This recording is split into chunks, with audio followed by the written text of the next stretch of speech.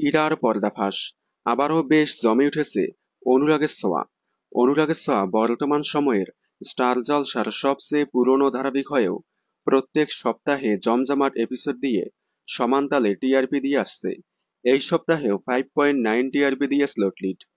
এবার অনুরাগের ছোঁয়া টিআরপিতে আরও বাজিমাত করতে গল্পে আসলো নতুন মোড়। সম্প্রতি ধারাবাহিকে দেখা গেল সোনারূপাকে কিডন্যাপ করে ইরা। এদিকে দেখা যাচ্ছে ইরা সূর্যকে মারার জন্য তুলে নিয়ে গেলে সূর্যর আস্তে আস্তে স্মৃতি ফিরে আসছে।